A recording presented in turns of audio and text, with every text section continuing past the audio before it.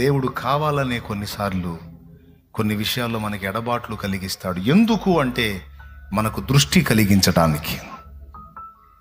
మంటిని హత్తుకుంటున్న మనల్ని అందు నుంచి విడిపించి మహిమాస్వరూపేగు దేవుణ్ణి హత్తుకునేటట్టు చేయడానికి కావాలని కొన్నిసార్లు కొంతమంది వ్యక్తుల నుండి, కొన్ని పరిస్థితుల నుండి మనల్ని ఒంటరిని చేస్తాడు, వేరుపరుస్తాడు. ఎందుకు వేరుపరచడం? మనకు దృష్టి కలిగించడానికి. Point number 1. పాయింట్ నెంబర్ 2, అపోస్తలుడు, వృద్ధ అపోస్తలుడు, ముసలివాడు ఆ జైల్లోనో బోయల్లోనో ఎక్కడో సువార్త చెప్పుకుంటా ఉన్నాడు. సింహాల ముందేస్తే సింహాలు చంపలా, సలసల సలసల కాగుతున్న నూనెలో వేస్తే నూనె ఏం చేయలే. చివరికి జైల్లో వేస్తే జైల్లో ఉన్న వాళ్ళందరూ ఇతను ఒక నెల చేరి నెల అయిందంటే వాళ్ళందరూ మోకాళ్ళు వేసి ప్రార్థనలు చేస్తున్నారు యేసు ప్రభువుకి. ఎక్కడ జనం మధ్యలో వదిలిపెడితే వాళ్ళని మార్చి కూర్చుంటున్నాడో వాళ్ళకి మైండ్ పోతుంది. అది ఏం చెబుతున్నాడు రా, వీళ్ళందరూ ఇష్ట మారిపోతున్నారని ఆయన దెబ్బకి హడలెత్తారు. చివరికి ఏం చేశారో తెలుసా? మనుష్య సంచారమే లేని నిర్మానుష్య ప్రదేశం అనే ఒకటి ఉంది, పద్మస్ ద్వీపం. సముద్ర మధ్యలో ఉండేటువంటి ఒక ద్వీపం అది. ఆ ద్వీపంలో తీసుకెళ్ళి వదిలిపెట్టారు. ఇక్కడ చెప్పు నువ్వు ఎవడికి చెబుతావో, ఇక్కడ మార్చు నువ్వు ఎవడిని మారుస్తావో అని. ఎంత బాధ అండి! అసలు ఊరిలో నుంచి తీసుకెళ్ళి ఎడారిలో వదిలేటట్టు చేశాడు. ఎంత విలవెల్లాడాడో అపోస్తలుడైన యోహాను. ఎందుకు ప్రభువా నాకు ఈ ఎడబాటు, ఎందుకు నాకు ఈ ఒంటరితనం, ఎందుకు నన్ను ఇట్లా వేరుపరిచావు నాయన, నా సహోదర క్రైస్తవుల మధ్యలో నుంచి నన్నెందుకు ప్రత్యేకపరిచావు నాయన, నన్నెందుకు వేరుపరిచావు నాయన, అయ్యో ఇప్పుడు నేను ఎవరితో మాట్లాడాలి, నా గతి ఏమిటని దేవుని వైపు చూశాడు. అప్పుడు దేవుడు మాట్లాడాడు, యోహాను, నా సంఘమునకు అంత్యకాల సందేశము నీ ద్వారా ఇవ్వాలనుకున్నాను. నా గ్రంథములో ఆఖరి పుస్తకం నీ ద్వారా రాయించాలనుకున్నాను. అది నేను నీతో మాట్లాడి నీకు చెప్పి నీ చేత అది రాయించాలి. అది నీ ద్వారా జరగాలి. అది జరగాలంటే నీవు నాకు అందుబాటులోకి రావాలి. నువ్వు మనుషుల మధ్యలో ఉండి, వారి మధ్యలో ఉండి, వారితో ఉంటే నేను ఇవ్వదలుచుకున్న ప్రత్యక్షతలు నీవు అక్కడ అందుకోలేవు. అందుకని నీకు పరలోక సంబంధమైన ప్రత్యక్షతలు, ఇక మీదట జరగబోతున్న సంభవాలన్నిటినీ చూపించాలి, నీ చేత అవన్నీ గ్రంథంలో రాయించాలని నిర్ణయించి నేనే నిన్ను వేరుపరిచానని మాట్లాడాడు. ఇంకేంటి మరి దాని అర్థం ఏంది? ఎందుకు తెచ్చినట్టు? అదే నువ్వు వాళ్ళ మధ్యలో ఉంటే నేను ఇచ్చే ప్రత్యక్షత పొందుకోలేదు. అది ప్రత్యక్షత పొందాలంటే నువ్వు ఒంటరివి కావాలి, నువ్వు వేరుపరచబడాలి. మంటిని హత్తుకోకుండా మహిమను హత్తుకోవాలంటే వేరుపరచబడాలి. Point number 1. ఓకే. అలాగే దేవుడు ఇవ్వదలుచుకున్న ప్రత్యక్షతలను మనం పొందాలంటే వేరుపరచబడాలి, ఒంటరిలం కావాలి. 2. దేవునికి మహిమ. పెద్దగా చెప్పండి. అయిపోయిందా? 3వది, దేవుడు మనల్ని శాశ్వత ఆశీర్వాదానికి సిద్ధపరిచే ప్రక్రియలో కూడా ఆయన మనల్ని వేరుపరుస్తాడు. చెల్లి, మనల్ని వేరుపరుస్తాడు, మనల్ని ఒంటరిని చేస్తాడు. మన లోపాలను దిద్దటానికి, మనల్ని సరిచేయటానికి, మనల్ని శాశ్వత ఆశీర్వాద కారణంగా చేయటానికి, మనల్ని వేరుపరచడానికి ఇష్టపడతాడు దేవుడు. 4 భార్యలు, అనేక మంది పిల్లలు, దాసదాసి జనాంగం, గుంపులు గుంపుల మందలు, మొత్తం ఎబ్బోకు రేవు దగ్గర దాటించాల్సి వచ్చింది. దాటించి లేఖనం ఏం చెప్తుందో తెలుసా? యాకోబు ఒక్కడే మిగిలిపోయాను. కుటుంబము, సమూహము, మందలు అన్నీ ఒక భాగం, యాకోబు ఒక్కడు ఒక భాగం.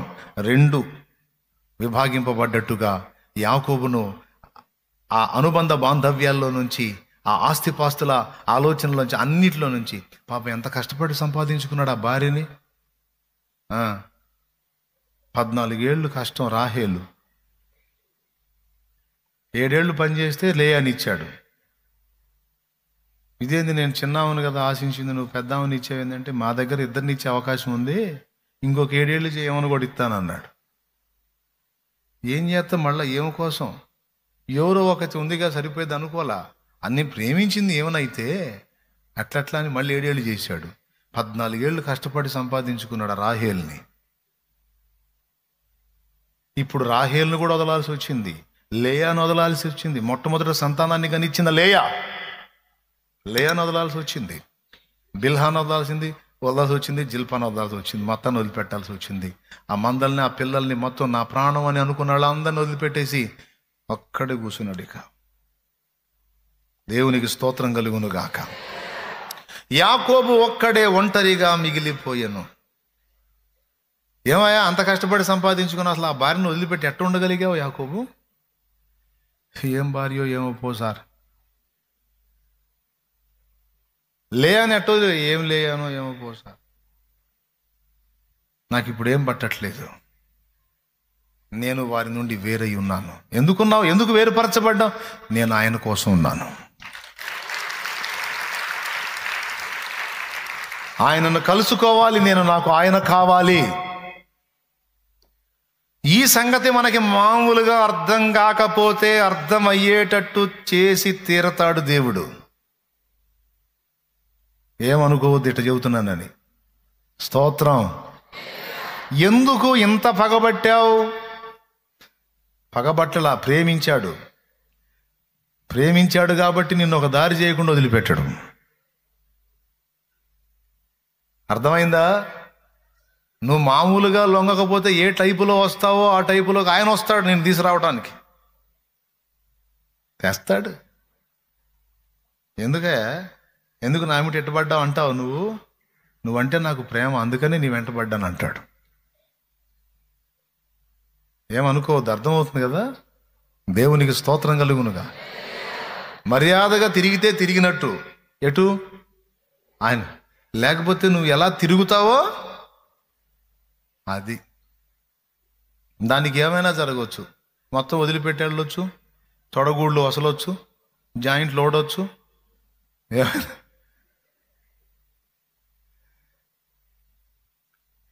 ఎప్పుడైతే యాకోబు వేరయ్యాడో, వాళ్ళందరినీ వదిలేసి ఇదిగో దేవా నాకు వాళ్ళు కాదు నువ్వు అని ఆగాడో దేవుని కోసం, ఆ రాత్రి వచ్చేసాడు. మొత్తాన్ని పంపించి ఆ రాత్రి వేళ యాకోబు ఒంటరిగా మిగిలిపోయి దేవుని అడుగుతున్నాడు, నీ కోసం ఉన్నాను రావయ్యా, నీ కోసం ఉన్నాను రా.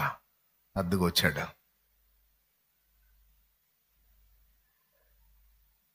యాకోబు, ఇప్పుడు గుర్తొచ్చానన్నా నేను, వెనక నుయ్యి ముందు గొయ్యి అయ్యేసరికి వచ్చానా? రాహేలు రాలేదా గుర్తుకి? ఇప్పుడు పిల్లలు, లేయా, మందలు, పశువులు ఏం గుర్తు రాలేదా?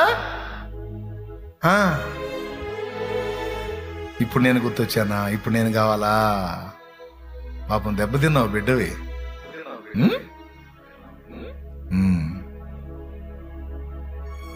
సరేలే వెళ్తున్నా. ఎక్కడికి వెళ్ళేది? నేను నీ కోసమే ఉంది, నన్ను ఆశీర్వదించితేనే కానీ నిన్ను పోనీయను అని పట్టుకున్నాడు. వెళ్తున్నాడు, పట్టుకున్నాడు.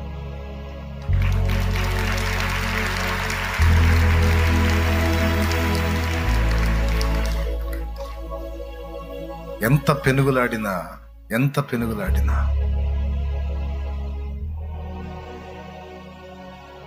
యాకోబు వల్ల కావట్లేదు.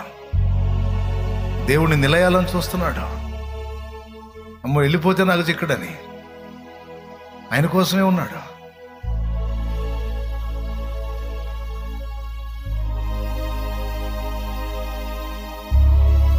ఇక చూడండి, చూసి ఏం చేస్తాడో చూడండి. అద్దుగో ఇప్పుడు చూడు.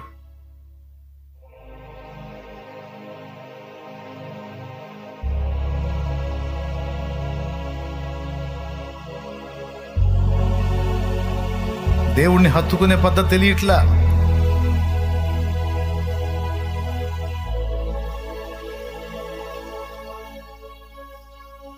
అయిపోవాలి అప్పుడే, ఇంకా తొడగొట్టి మీద కొట్టలా, వెళ్తున్నాడు. మళ్ళీ పట్టుకుంటాడు చూడండి, చూడండి. వెళ్ళిపోతున్నాడు. అయ్యో, నేను ఉన్నదే నీ కోసం, నువ్వు తప్పితే నాకు బతుకు లేదయ్యా, నువ్వు తప్పితే నాకు జీవితం లేదయ్యా. ఇప్పుడు భార్యలు పిల్లలు కాదు, నువ్వు కావాలి. నన్ను వదిలిపెట్టిపోవద్దు, నన్ను వదిలిపెట్టుకో.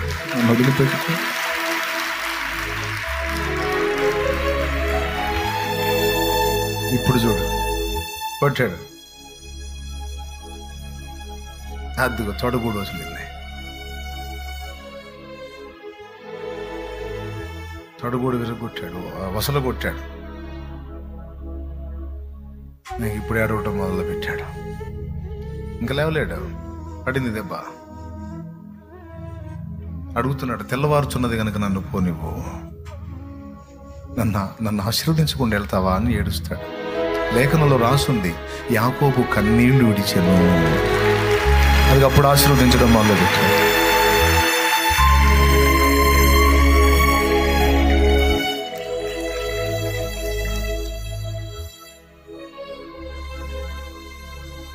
యాకోబు, నువ్వు దేవునితోనూ మనుషులతోనూ పోరాడి గెలిచావు. ఇక మీదట నీవు యాకోబు అనబడవు, నీ పేరు కదా. ఓ, నీ జీవితం చరితార్థం అవుతుంది, ధన్యుడు అవుతావు. పో, తరతరాల ఆశీర్వాదాన్ని నేను నీకు ఇస్తున్నా.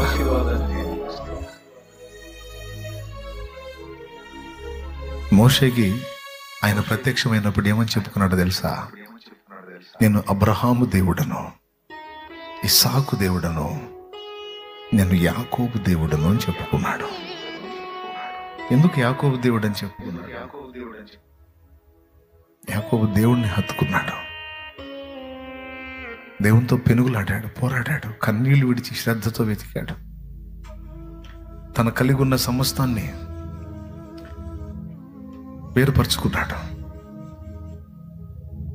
కన్నీళ్లతోనే తన జీవితం సాగింది. కానీ ఆశ్చర్యం, తరతరాల దీవెన, తరతరాల ఆశీర్వాదం యాకోబు సంతతికి దేవుడు ఇచ్చాడు. ఈరోజు ఇజ్రాయెల్ దేశంలో ఇశ్రాయేలీలుగా బతికి ఉండి తిరుగుతున్న వారు ఎవరో తెలుసా? ఆ యాకోబు సంతతే. సూర్యుడు ఉన్నంత వరకు నీ సంతతి నిలుస్తుంది. పో, దేవునికి స్తోత్రం కలుగును. చాలయ్యా, చాలు. నువ్వు చూసుకోవాలని నీ చేతికి అప్పగిస్తున్నా, నువ్వు చూసుకో. నీ చేతికి అప్పగిస్తున్నా, నువ్వు చూసుకో.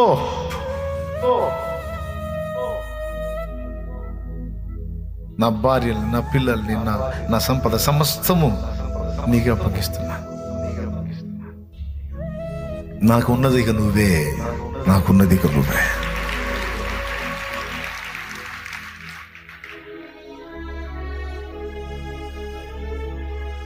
జీవం కలిగిన దేవుని దగ్గరకు వచ్చినటువంటి బిడ్డలారా, ఎందుకు వేరుపరుస్తాడు దేవుడు అంటే, నిన్ను విడిచి నిన్ను ఆశీర్వాద కారణంగా చేయటానికి నిన్ను సపరేట్ చేసుకుంటాడు, ప్రత్యేకపరుచుకుంటాడు, డివైడ్ చేసుకుంటాడు. నాకెందుకు ఈ పరిస్థితి అనొద్దు. ఆయనను చెయ్యని నీ జీవితంలో కార్యాలు చెయ్యని, ఆయన హస్తము పని చెయ్యని.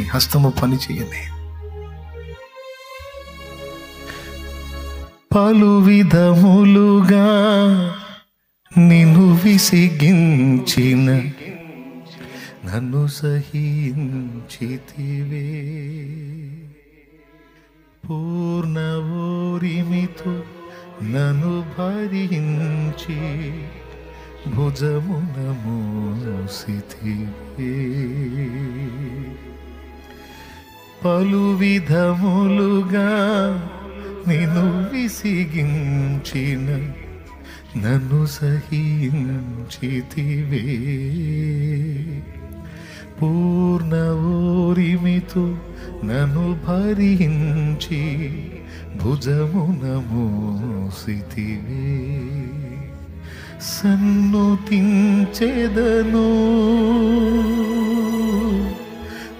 ఊపిరున్నంత వరకు, విశ్రమించను నేను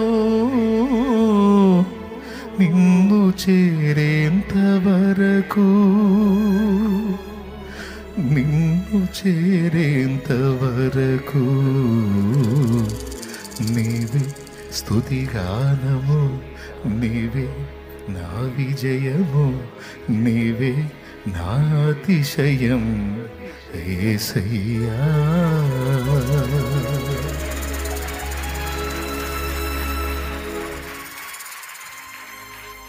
అడుగుదాం దేవుడిని, నన్ను వేరుపరచు తండ్రి అని. ఆఖరి మాట చెప్పి నేను ప్రార్థన చేయబోతున్నాను. ఆఖరి మాట, లాస్ట్ మాట ముగిస్తున్నాను నేను. మొదటిది ఎందుకు చెప్పాను? నీకు దృష్టి కలిగించడానికి, వాస్తవం నీకు అర్థం కావటానికి ఆయన నిన్ను వేరుపరుచుకుంటాడు. మంటిని హత్తుకోకుండా నీవు మహిమాస్వరూపికు ప్రభువుని హత్తుకోవటం నిన్ను డివైడ్ చేసుకుంటాడు. రెండవది, ప్రత్యక్షతలను నీకు అనుగ్రహించి స్పెషల్గా నిన్ను వాడుకోవడానికి, కొన్ని కార్యాలు నీ ద్వారా జరిగించడానికి. ఒకవేళ యోహాను అలా వేరుపరచబడకపోయి ఉంటే మనకు ప్రకటన ఉండేది కాదు, భవిష్యత్తు తెలిసేది కాదు. ఈరోజు మనకు భవిష్యత్తు ఈజీగా తెలిసిపోతుంది మనకి జరుగుతున్న పరిణామాలను బట్టి. గ్రంథంలో రాయబడిన ప్రకారం ఇది ఎవరిచ్చారు తెలుసా? యోహాను. అది ఇవ్వటానికి యోహాను ఒంటరి కావాల్సి వచ్చింది, వేరుపరచబడాల్సి వచ్చింది. మూడవది,